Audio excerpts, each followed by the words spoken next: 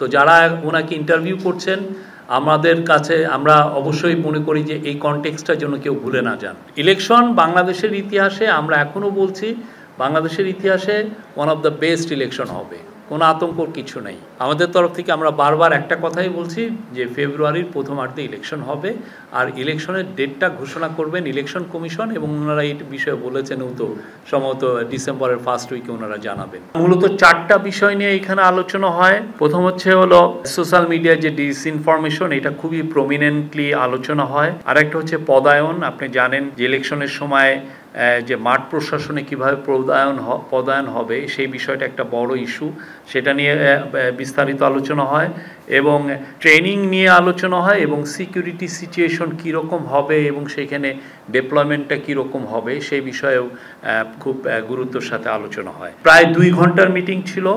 এই 2 ঘন্টার মিটিংয়ে আমি একটু বলছি যে নির্বাচনী দায়িত্ব পালনকারী কর্মকর্তাদের বদলীয় পদায়নের বিষয়ে এলাকায় গুরুত্ব বিবেচনায় কর্মকর্তাদের দক্ষতা বিবেচনা করে বিভিন্ন নির্বাচনী এলাকায় পদায়নের বিষয়টা গুরুত্ব পায়। প্রথমে এই বিষয়টা আলোচনা হয়।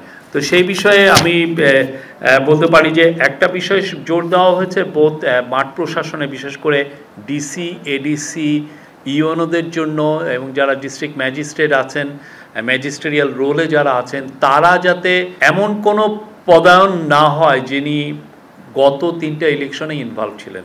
সেখানে তারা রিটার্নিং অফিসার হন বা পোলিং অফিসার হন বা অ্যাসিস্ট্যান্ট রিটার্নিং অফিসার হন, কোনোভাবেই যেন গত 3টা ইলেকশনে এদের যদি মিনিমামও রোল থাকে তাহলে এটা যেন না হয়। এবং এই বিষয়ে আজকে ইলেকশন কমিশনের তরফ থেকেও জানানো হয় যে তারা এটা অলরেডি মেজার নিয়েছেন, এবং এই বিষয়ে যারা কাজ করছেন যেগুলো এজেন্সিগুলো, তারাও এই বিষয়ে আজকে মিটিংকে অবহিত করেন। আর পদায়নের ক্ষেত্রে কি কি ক্রাইটেরিয়া হবে এবং কিভাবে পদায়ন হবে সেই বিষয়ে সুনির্দিষ্ট, মানে র্যান্ডমলি যাতে এদেরকে দেওয়া হয়, এবং যিনি সবচেয়ে বেশি ফিট তাকে কিভাবে ফিট, আপনি তার যেই ধরনের ক্রাইটেরিয়া আছে তাকে এই ফিটনেসটা দেখার জন্য উনি শারীরিকভাবে কতটুকু ফিট, ওনার এসিআরটা কীরকম, ওনার পলিটিক্যাল ব্যাকগ্রাউন্ডে সেরকম আগের কোনো পলিটিক্যাল ব্যাকগ্রাউন্ড আছে কি না, ওনার কর্মদক্ষতা কীরকম, আগে পোস্টিংগুলো কোথায় ছিল, ওনার বিপরীতে কোনো ধরনের নিউজ পত্রিকায় কোনো ধরনের কোনো রিপোর্ট এসছে কিনা, অনেকগুলো বিষয় দেখা হচ্ছে যে কে এই পুরো বিষয়গুলো সবচেয়ে ফিট, এবং যিনি ফিট তাকে দেওয়া হবে হচ্ছে সবচেয়ে ভালনারেবল জায়গায়, এবং এটা র্যান্ডমলি সিলেক্ট করা হবে, এবং এতে সর্বোচ্চ যাতে এফর্টটা দিতে পারেন সেই বিষয়টা লক্ষ্য রাখা হয়েছে। চিফ অ্যাডভাইজার বলেছেন যে we have to hope for the best but prepare for the worst. সবাই যেন প্রিপেয়ার থাকি, যে কোনো বিষয়ে, যে কোনো পরিস্থিতির জন্য যেন আমরা প্রিপেয়ার থাকি, সেটা উনি বলেছেন। আর পদায়নের ক্ষেত্রে নিজ জেলায় যাবে না কেউ, বা যদি কেউ তার এখানে আত্মীয় থাকে, বিশেষ করে শ্বশুরবাড়ি থাকে, সেখানেও তার পোস্টিং সেখানে হবে না। আরেকটা বিষয় দেখা হবে যে তাদের কোনো আত্মীয় স্বজন প্রতিদ্বন্দ্বিতা করছে কিনা, সেক্ষেত্রেও সেই বিষয়ে পদায়নের বিষয়টা এটা খুবই লক্ষ্য রাখা হবে।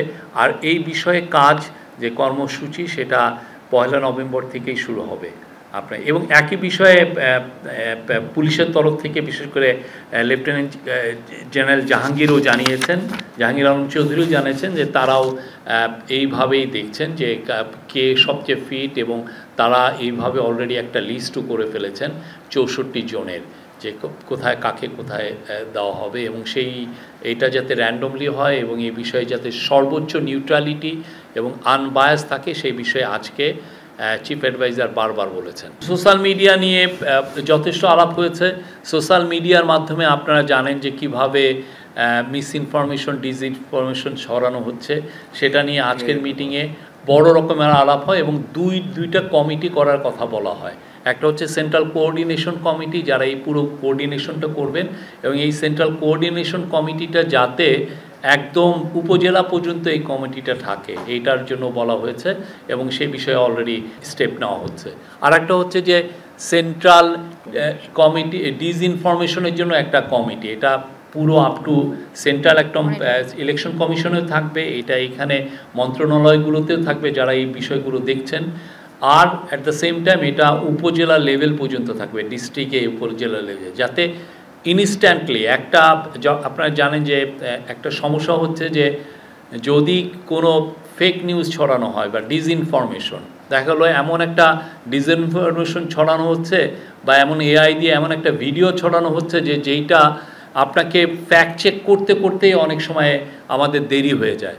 তো এইটা যাতে, এই ফ্যাক্ট চেকিংয়ের টাইমটা যাতে খুব কম সময়ে করা যায় সেই বিষয়ে আজকে স্ট্রেস দেওয়া হয়েছে, এবং এই বিষয়ে যা লজিস্টিক্যাল যা সাপোর্ট আছে লাগে সেটার জন্য আইসিটি মিনিস্ট্রিকে বলা হয়েছে এবং কালচারাল মিনিস্ট্রিকেও বলা হয়েছে। তারা এই ব্যাপারে সুনির্দিষ্ট মুভ খুব সহজেই নেবেন যাতে ফ্যাক্ট চেকিংগুলো খুব দ্রুত করা যায় এবং এই যে কোনো সমস্যা এই সোশ্যাল মিডিয়া দিয়ে যে এই ডিসইনফরমেশন বা মিসইনফরমেশন বা ফেক নিউজের যে কোনো উদ্ভূত পরিস্থিতিতে যাতে গভর্নমেন্টের পুরো মেশিনারি খুব দ্রুত এবং ডিসাইসিভলি অ্যাক্ট করতে পারে, যাতে এই ফেক নিউজগুলোকে সরানো যায়। এবং এটার ক্ষেত্রে আরেকটা বলা হয়েছে যে আপনি জানেন বাংলাদেশের ক্ষেত্রে সবচেয়ে বেশি ফেক নিউজ ছড়া হয় ফেসবুকের মাধ্যমে। তো ফেসবুকের সাথেও এই আমরা যাতে আরও গভীরভাবে নিবিড়ভাবে কথাবার্তা বলে যে আমাদের যে কনসার্নগুলো সেগুলো তাদেরকে জানাই, সে বিষয়েও জানানো হয়েছে। সিকিউরিটি সিচুয়েশন নিয়ে আলাপ হয়েছে, কিভাবে ডিপ্লয়মেন্ট হবে। আর্মির তরফ থেকে বলা হয়েছে যে 92,500 মতো আর্মি এবং নেভি ট্রুপস ডিপ্লয় থাকবে, তার মধ্যে 90,000 হচ্ছে আর্মি, বাকিটা হচ্ছে নেভি। তারা ডিপ্লয়েড থাকবে। আর্মি পুরো বাংলাদেশের প্রত্যেকটা উপজেলায় তারা এক কোম্পানি করে তাদের ডিপ্লয়মেন্টটা থাকবে। এবং এছাড়া সিকিউরিটি সিচুয়েশন বিশেষ করে 72 ঘন্টা আগের যে সিচুয়েশনে, যে ইলেকশনের আগের 72 ঘন্টা এবং ইলেকশনের পরের যে উদ্ভূত পরিস্থিতি, এগুলো কিভাবে ট্যাকেল করা যায় এবং সেই বিষয়ে কিভাবে স্থানীয় জনগণ, ভলান্টিয়ার এদেরকে কিভাবে সম্পৃক্ত করা যায় সেই বিষয়েও বিস্তারিত আলোচনা হয়েছে। আজকে ট্রেনিংয়ের বিষয়ে আলাপ হয়েছে যে আপনি জানেন যে ট্রেনিংটা খুব জরুরি, বিশেষ করে আমরা বডি অন ক্যামেরা, কালকে এটা নিয়ে মিটিং হয়েছে, সেটা প্রকিউর করা হয়েছে। সেইটা কিভাবে ট্রেনিং করা যায়। আনসারের সবচেয়ে বেশি ডেপ্লয়মেন্ট থাকবেন আনসারের সদস্যরা, আনসারের সদস্যদের অলরেডি ট্রেনিং হচ্ছে এবং ট্রেনিংটা যাতে আরও এফেক্টিভ ট্রেনিং হয় এবং এই বিষয়ে ট্রেনিং রিলেটেড যতগুলো ভিডিও আছে এটা খুব দ্রুত যাতে এটা ইলেকশন কমিশনের ওয়েবসাইটে বা টিভি, স্টেট টিভি, বিটিভিতে এটা আসে, সে বিষয়েও চিফ অ্যাডভাইজার বারবার বলেছেন এবং এটা খুব দ্রুত এই কাজটা করার কথা। মানে এই রিলেটেড প্রিপারেশনগুলো খুব দ্রুত পসিবলি বাই 15ই নভেম্বরের মধ্যে নেওয়ার জন্য বলা হয়েছে। আর ইলেকশন কমিশন বলেছে যে তারা চিন্তা ভাবনা করছে যে কিভাবে, আপনি জানেন বিটিভির একটা সংসদ টেলিভিশন ছিল, এখন যেহেতু সংসদ এখন নাই, তো সেই জন্য সংসদ টিভিকে তারা ইউজ করে ইলেকশন রিলেটেড যতগুলো ম্যাটেরিয়ালস আছে যে এরা দিতে চাচ্ছে। আরেকটা হচ্ছে যে খুব দ্রুত তারা একটা অ্যাপ তৈরি করছে আমাদের ডায়াসপোরা কমিউনিটির জন্য, আমাদের যারা প্রবাসী ভাই বোনদের জন্য, এবং আরও 3টি, আপনি জানেন 3 ধরনের আরও বাংলাদেশের মধ্যেও কেউ ভোট দিতে পারবেন। তারা 3 গ্রুপের পিপল। একটা হচ্ছে হলো যারা ধরেন আইনের আওতায় আছেন, জেলে আছেন, তারা যাতে ভোট দিতে পারেন, যারা নির্বাচনের দায়িত্ব পালন করছে, both private sector both government sector, এই যে এরা যাতে ভোট আগেই পোস্টাল ব্যালটের মাধ্যমে ভোটটা আগে দিতে পারেন, সেই জন্য একটা অ্যাপ তৈরি করা হচ্ছে এবং এই বিষয়ে খুব দ্রুত এই অ্যাপটা আপনারা দেখবেন যে ইলেকশন কমিশন তার ইউটিউব চ্যানেলে এটা পোস্টিং করবে। প্রধান উপদেষ্টা বলেছেন সোশ্যাল মিডিয়ার অপপ্রচার আসবে, নির্বাচনকে বানচাল করার জন্য দেশের ভিতর থেকে বাইরে থেকে খুবই পরিকল্পিতভাবে নানা রকম অপপ্রচার চালানো হবে।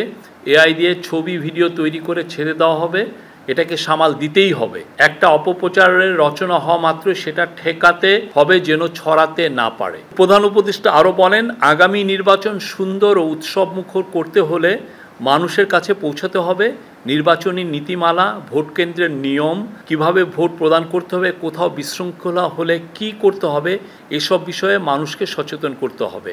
এই আলোকে উনি ইলেকশন কমিশন এবং কালচার মিনিস্ট্রিকে বলেছেন আরও যত টিভিসি বা এই বিষয়ে ডকুমেন্টারি বা আরও ভিডিও যত তৈরি করা যায় এবং এটা যেন খুব দ্রুত এইটা আমাদের ইউটিউবে বা সোশ্যাল মিডিয়াতে আসে, সবাই যেন এটা দেখে নিজেরাই অনেক ক্ষেত্রে প্রিপেয়ার হতে পারে। আর প্রধান উপদেষ্টা আরও বলেছেন নির্বাচন বানচালের জন্য ভিতর থেকে বাইরে থেকে অনেক শক্তি কাজ করবে, ছোটোখাটো না বড় শক্তি নিয়ে বানচালের চেষ্টা করবে, হঠাৎ করে আক্রমণ চলে আসতে পারে, এই নির্বাচন চ্যালেঞ্জিং হবে, যত ঝড় ঝঞ্ঝাই আসুক না কেন আমাদের সেটা অতিক্রম করতে হবেই। এটাই আজকের মিটিংয়ের মূল বিষয় ছিল।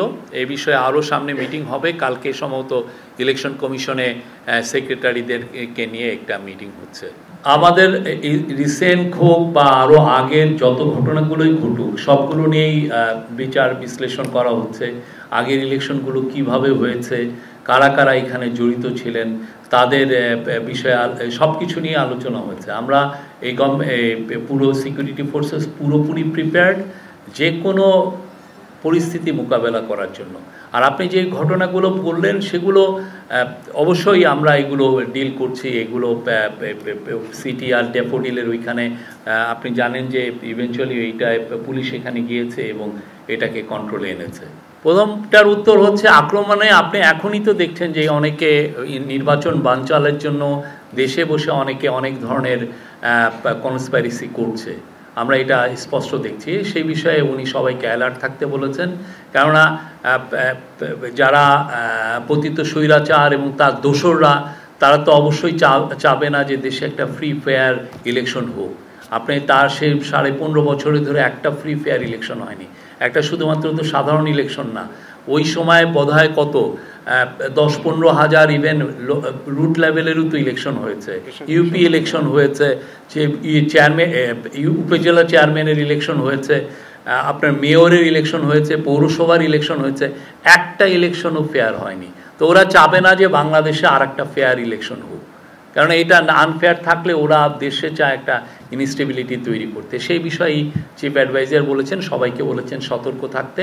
অবশ্যই এটা ওনারা বলেছেন যে আমাদের লক্ষ্য একটাই, বাংলাদেশের ইতিহাসে সবচেয়ে ভালো একটা ইলেকশন করা। ওরা কোনো ধরনের পোলিং অফিসার বা পোলিং এজেন্ট বা কোনো রিটার্নিং অফিসার বা অ্যাসিস্ট্যান্ট রিটার্নিং অফিসার হিসাবে থাকতে পারবে না, এবং না এরা থাকতে পারবে না। আর কোনো ধরনের কোনো এই যে ডিস্ট্রিক্ট লেভেলে 64টা ডিস্ট্রিক্ট আছে, সেখানে ধরেন এডিএমের পোস্ট আছে, ডিসির পোস্ট আছে, সেই সমস্ত পোস্টেও তারা থাকবেন না।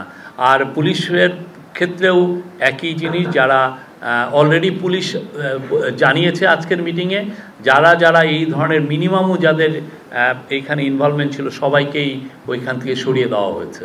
তো ওইখানে পুলিশের জানেন 64টা এসপি, তারপরে প্রত্যেকটা থানার ওসি, এগুলো তো কি পজিশন মাঠ প্রশাসনের ক্ষেত্রে, বা এডিশনাল এসপি, সেই সমস্ত জায়গায় এই ধরনের যারা আগের 3টা ইলেকশনে ছিলেন এরা কেউ থাকবেন না।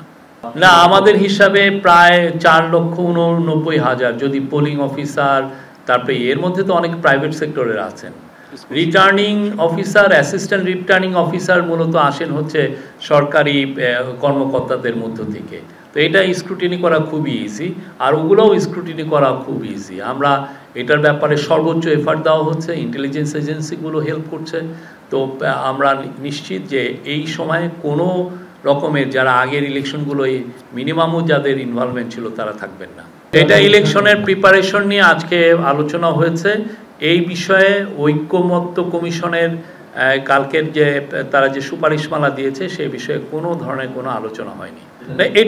এটা নিয়ে ভাবনা চিন্তার মধ্যে আছে, বাট সোফার মানে আমাদের ফোকাসটা হচ্ছে যে সবচেয়ে ফিট লোককে, যার যে মানে ভালো বেশ জায়গাটায় যাওয়া, যিনি ভালনারেবল একটা জায়গা, সেখানে তো অবশ্যই চাবো যে সবচেয়ে যিনি ফিট অফিসার উনি এই জায়গাটা দেখেন। এটাই তো আপনারা সবাই চাচ্ছেন। তাতে হয় কি যে অনেক কিছু যেই ধরনের কনসার্ন রেইজ হয় সেগুলো খুব দ্রুত অ্যাড্রেস করা যায়। এ বিষয়ে আমাদের যে ইন্টারন্যাশনাল ক্রাইমস ট্রাইব্যুনাল তারা কথা বলবেন, আমরা এই বিষয়ে আগে আমি তার ইন্টারভিউটা পড়ি, তারপরে আমরা এটার বিষয়ে কমেন্ট করতে পারবো। তবে একটা বিষয় সবসময় আমরা বারবার বলছি এবং এখন ইউএনের রিপোর্টেও এটা ইস্টাবলিশ যে এই একবিংশ শতাব্দীতে ওনার চেয়ে বড় তো খুনি বা হিউম্যান রাইটস ভায়োলেশন এরকম ভয়ানকভাবে কেউ করেন নাই। এটা আমরা বারবার বলছি এবং এটা ইউএনের যে রিপোর্ট সেটাকে সেই রিপোর্টে স্পষ্টভাবে এসছে। পরবর্তীতে আল জাজিরা তাদের 1 ঘন্টার একটা প্রোগ্রাম করেছে, সেখানে আসছে এবং বিবিসিতেও আসছে, ওখানে স্পষ্ট শোনা যাচ্ছে যে উনি খুন করার নির্দেশ দিচ্ছেন। তো যারা ওনাকে ইন্টারভিউ করছেন আমাদের কাছে আমরা অবশ্যই মনে করি যে এই কনটেক্সটটা যেন কেউ ভুলে না যান।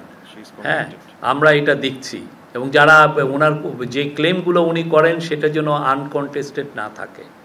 আমরা কালকে ইভেন একটা লোকাল নিউজ মিডিয়াতেও দেখলাম যে আইসিসিতে তার পার্টি একটা করছে এবং সেখানে তিনি যে এই ভয়ানক রকমের হিউম্যান রাইটস ভায়োলেশন করছেন তার আমরা কোনো ধরনের কোনো মেনশনও আমরা দেখি নাই। খুবই আনফর্চুনেট। এবং আমরা ওইটাও দেখেছি যে উনি ক্লেম করে, আওয়ামী লীগ ক্লেম করছে 400 জন মারা গেছে, কিন্তু কতজন মারা গেছে তাকে এটা আনকনটেস্টেড তাকে দেওয়া হচ্ছে। এবং কারা এটা করেছে তার যে আইসিসিতে দিয়েছে যে ডাউটি স্ট্রিট, এখন তারা আমাদের টাকা চুরি করছে, আমাদের টাকা চুরি করে নিয়ে যায় পুরো ইউকের সবচাইতে দামি ল ফার্মকে হায়ার করে এই ধরনের কাজ তারা করছে, এখন কমপ্লেন ফাইল করার করছে। এবং এইটাকে আবার আমাদের কেউ দেখছি যে আমাদের চুরি করা টাকায় যে কাজটা করেছে সেটাকে আবার প্রমোট করছেন কেউ। এই পুরো বিষয়গুলো আমার মনে হয় যে এটা ইলেকশন কমিশন তারা এই পুরো বিষয়টা দেখছে, এই পুরো বিষয়টা তারা দেখবে, তাদের বিষয় এটা খুবই একদম মাইক্রো লেভেলের একটা বিষয় যেটা ইলেকশন কমিশন এগুলো নিয়ে কাজ করছে। যেমন একটা বিষয় এসছে যে 72 ঘন্টা আগে আপনারা জানেন যে সমস্ত ইলেকশন ক্যাম্পেইনিং বন্ধ থাকে, কিন্তু এর মধ্যে এই 72 ঘন্টার মধ্যে যদি কেউ এসে কোনো পার্টির ক্যান্ডিডেট যদি ফেসবুক লাইভে আসেন সেক্ষেত্রে ডিসিশনটা কি হবে, এই পুরো জিনিসগুলো সোশ্যাল মিডিয়ায় কিভাবে বা একটা ক্যান্ডিডেট বা তার এজেন্টরা এই 72 ঘন্টায় কোনো ধরনের সোশ্যাল মিডিয়ায় ক্যাম্পেইন করতে পারবেন কিনা। কারণ এখন দেখা যাচ্ছে যে খুব বড় রকমের ক্যাম্পেইনটা আসলে সোশ্যাল মিডিয়ায় হচ্ছে, আমরা সবাই কানেক্টেড, আমি আপনি আমার গ্রামের লোক সবাই, আমি আমার ওইখানে দেখছি যে একজন প্রতি গ্রামে তার একটা পেজ খুলে ফেলছেন। তো এই বিষয়গুলো তো মনিটরে এই বিষয়টাও আজকে এসছে, এটা নিয়ে অবশ্যই ইলেকশন কমিশন ভাবছেন, এটা লিগ্যালিটি নিয়ে চিন্তাভাবনা করছেন যে এটা বা এটার ক্ষেত্রে কেউ যদি এই কাজটা ভায়োলেট করেন সেক্ষেত্রে তার বিরুদ্ধে অ্যাকশনগুলো কি হবে, বা এই ক্ষেত্রে ফেসবুকের সাথে আমাদের কি ধরনের কথাবার্তা বলতে হবে, এই বিষয়গুলো এখানে আলোচনা হয়েছে। এইটার জন্যই তো সিকিউরিটি সিচুয়েশনগুলো বারবার ডিসকাশনে আসছে, রিভিউ হওয়া হচ্ছে, এই জন্যই বডি ক্যাম্প নেওয়া হচ্ছে যে যাতে একটা কেন্দ্রের বাইরে কি ধরনের পরিস্থিতি বিরাজ করে এটা আমরা একদম মিনিটকে মিনিট আমরা যাতে মনিটর করতে পারি। এই জন্যই তো বডি ওন ক্যাম্প নেওয়া হচ্ছে এবং সব কিছু যাতে সিসিটিভির আওতায় আসে। কেউ একটা কোনো ধরনের কোনো অপকর্ম করে পার পাবেন এটা হবে না এবার, তাকে এবং সে সাংবাদিকরা তাদের নিয়ম মতো তারা তাদের নিউজ কালেক্ট করবেন এবং যারা ভোট দিতে আসবেন তাদের সিকিউরিটিও তো অনেক আমাদের সবচেয়ে টপ প্রায়োরিটি, সেটাও দেখা হবে। এবং যাতে নির্বাচনকে সামনে রেখে ভালনারেবল যারা কমিউনিটি আছে তাদেরকে বিরুদ্ধে যেন কোনো ধরনের অপপ্রচার না হয় সেই বিষয়টাও আজকে আলোচনা হয়েছে। সব বিষয় খুব ডিটেলস 2 ঘন্টার একটা আমি বলবো যে বিস্তৃত আলোচনা হয়েছে। ঝুঁকিপূর্ণ এলাকায় এখানে নাম নাই, বাট এইটা সিকিউরিটি এজেন্সিগুলো এটা নিয়ে কাজ করছে, পুলিশ কাজ করছে এটা নিয়ে। আর আর্মির তরফ থেকে তো বলা হয়েছে, এবার আপনারা জানেন এর আগের ইলেকশনগুলোতে আর্মি সব সময় 40 থেকে 50 বা 60 হাজারের ম্যাক্সিমাম তারা ডেপ্লয়মেন্ট করতো। এইবার এরা বলছে আর্মির তরফ থেকে প্রায় 1 লাখের মতো থাকছে আর্ম ফোর্সেসের তরফ থেকে। এটা আপনি সরাসরি ইলেকশন কমিশনকে বলবেন, এটা তো ইলেকশনের একটা লজিস্টিক্যাল ইস্যু, আর এটা অবশ্যই ফ্রিডম অফ প্রেস বা অ্যাক্সেস টু ইনফরমেশনের ইস্যু, এটা ওনারা দেখবেন। এটা আপনাদের সাথে আমার মনে হয় যে এটা আপনারা সাংবাদিক যদি কোনো আপনাদের ইলেকশন কমিশন রিপোর্টার্স অ্যাসোসিয়েশন দেয়, আপনাদের লিডাররাও যে ওনাদের কাছে এটা রেইজ করতে পারেন, ওনারাই আমার মনে হয় এটার একটা সলিউশন দিবেন। নির্বাচন কমিশন তো স্বাধীনভাবেই কাজ করছে, এটা একটা সাংবিধানিক প্রতিষ্ঠান, স্বাধীনভাবে। আপনারা দেখেন আমরা কোনো তাদের কাজে ইনফ্লুয়েন্স করছি কিনা, আগের কি হয়েছে সেটা বলবেন না, আমরা কি করছি সেটা আপনারা দেখেন। নির্বাচন কমিশন, আপনারা নির্বাচন কমিশনের কাছে যে জিজ্ঞেস করেন তারা স্বাধীনভাবে কাজ করতে পারছে কিনা, আমরা মনে করছি তারা খুব ভালোভাবে স্বাধীনভাবে কাজ করছে। না, জুলাই জাতীয় সনদের সনদ বা জুলাই জাতীয় সনদ কিভাবে ইমপ্লিমেন্টেশন হবে, এটার যে কালকের সুপারিশমালা, সেগুলো নিয়ে কোনো আলোচনা আজকে হয়নি। কিছু প্রাইমারি যে কাজগুলো আছে যেগুলো একদম করতেই হবে, সেগুলো উনি চাচ্ছেন যে এটা খুব দ্রুত এটা শেষ হোক, 15 নভেম্বরের মধ্যে হলে এটা বেটার। আর কিছু কিছু কাজ তো আছে, যেমন ধরেন শিডিউল ঘোষণা করার পরে তো অনেক কাজ তখন আসবে, সেগুলো করতে হবে।